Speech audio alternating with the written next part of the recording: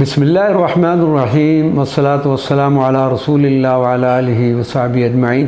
معزز ناظرین و سامعین اکرام، السلام علیکم ورحمۃ اللہ وبرکاتہ۔ ام المؤمنین سیدۃ ام سلمہ رضی اللہ تعالی عنہ، آپ کا اصل نام ہند یا رملہ تھا، لیکن ام سلمہ کے نام سے مشہور ہوئی۔ آپ نہایت قدیم الاسلام خاتون تھی، یعنی ابتدا کے ان چند لوگوں میں سے تھی جنہوں نے اعلان نبوت کے ابتدائی زمانہ میں ہی اسلام کی دولت سمیٹ لی تھی۔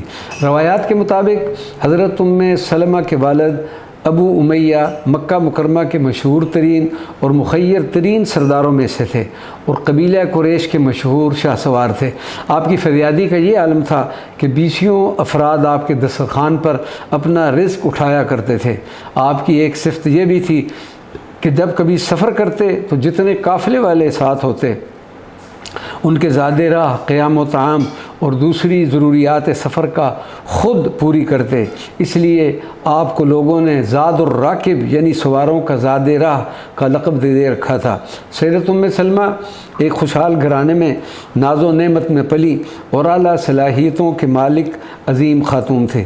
نکاح اول سیدۃ ام سلمہ جب جوان ہوئی تو اپنے ہم پلہ اپنے چچا زاد بھائی عبداللہ بن عبدالاسد کے ساتھ شادی ہوئی، جو بعد میں ابو سلمہ کے نام سے مشہور ہوئے۔ حضرت ابو سلمہ حضور نبی کریم صلی اللہ علیہ وسلم کے پھوپھی ذات یعنی حضرت برہ بنت عبد المطلب کے بیٹے تھے۔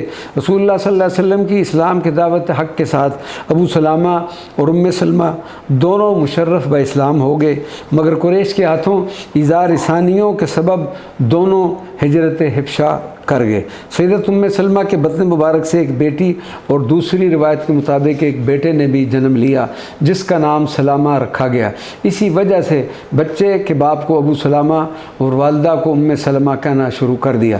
حبشہ سے واپسی ہوئی، مگر اس بار انہیں دشمنوں کے ہاتھوں شدید مصائب کا سامنا کرنا پڑا۔ کچھ دنوں بعد ابو سلمہ جان بچا کر مدینہ منورہ پہنچ گئے، مگر سیدۃ ام سلمہ کو ان کے والد نے مکہ مکرمہ میں ہی روک لیا اور کچھ عرصہ کے بعد سیدۃ ام سلمہ کو اپنے خامند کے پاس جانے کی اجازت ملی۔ حضرت ابو سلمہ انتہائی بہادر اور ماہر حرب تھے۔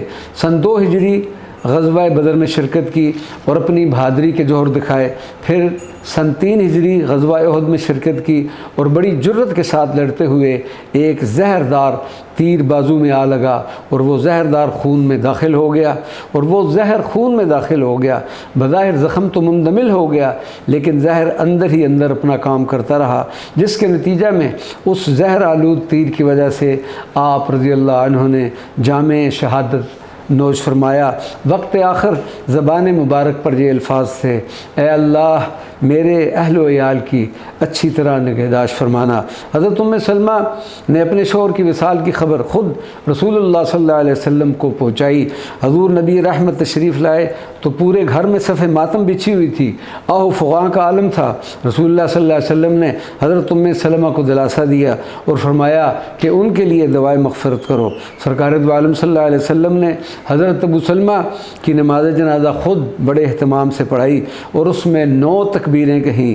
جنازہ کے بعد صحابہ اکرام نے عرض کیا: یا رسول اللہ صلی اللہ علیہ وسلم، یہ زائد تکبیریں، جس پر نبی کریم صلی اللہ علیہ وسلم نے ارشاد فرمایا کہ یہ تو 9000 تکبیروں کے مستحق تھے۔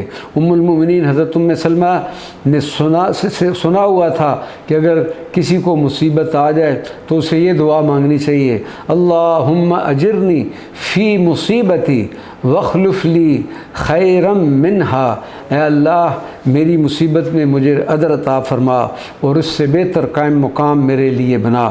حضرت ابو سلمہ کی زبان پر بوقت وصال اسی دعا کا ورد تھا۔ سیدہ فرماتی ہیں کہ میرے شوہر کی وفات پر جو مجھے مصیبت آئی اس دوران میں یہ دعا پڑھا کرتی تھی اور سوچتی تھی کہ حضرت ابو سلمہ سے بہتر کون مسلمان ہو سکتا ہے۔ چنانچہ حضور نبی کریم صلی اللہ علیہ وسلم کا ارشاد گرامی تھا، اس وجہ سے انہوں نے اس کا ورد جاری رکھا: وما علینا الا البلاغ المبین۔